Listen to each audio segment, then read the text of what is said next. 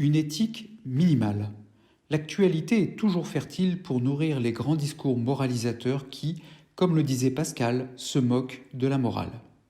Et la période pandémique ne saurait faire exception, donnant la parole aux experts qui ont des avis sur tout et surtout des avis.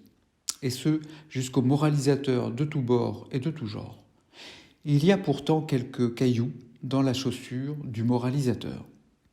Le philosophe Ruyen Augien nous a légué en héritage son concept d'éthique minimale, lequel, sous ses allures de pas grand-chose, ne vise rien d'autre qu'à miner le moralisme et les morales prétentieuses, le paternalisme et toutes les formes de prohibitisme érigées par ceux qui, se disant absolument certains de savoir où sont le bien et le juste, dressent des murs au-delà desquels ils projettent tout le mal.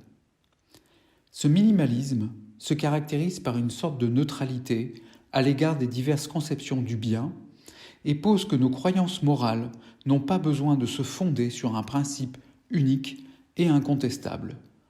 Dieu, la nature, la raison, etc. Et parvient à faire tenir toute la morale dans deux petits impératifs. Premièrement, accorder la même valeur à la voix de chacun. Deuxièmement, ne pas nuire aux autres. Qu'est-ce que cela implique ? Tout simplement qu'il n'y a pas de devoir envers soi-même et qu'on peut mener la vie qu'on veut du moment qu'on ne porte pas tort à autrui. S'en tenir à cette éthique minimale ne va pas de soi, car même en n'ayant aucun devoir envers moi-même, je peux évidemment me laisser aller, ne plus prendre soin de mon hygiène ou de ma santé, me laisser détruire par de dangereuses addictions, céder à toutes les indignités.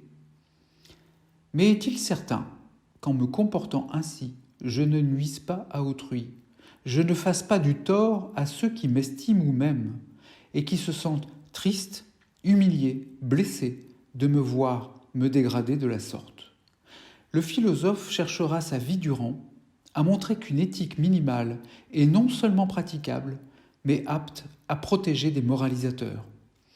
Une éthique minimale ne s'exerce pas sans provoquer quelques grincements, car il n'est guère aisé d'accepter que bien des pratiques qu'on dit absolument immorales sont en réalité contraires à des règles religieuses n'impliquant alors pas ceux qui n'ont pas de religion, ou encore à des règles sociales qui ne cessent de varier selon les sociétés et les époques.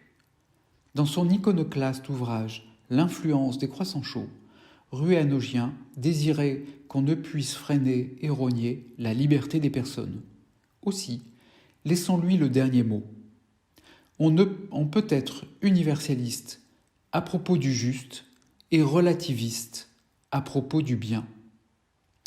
Retrouvez-nous sur les réseaux sociaux, Facebook, LinkedIn et notre chaîne YouTube à laquelle vous pouvez vous abonner pour rester informé de nos actualités.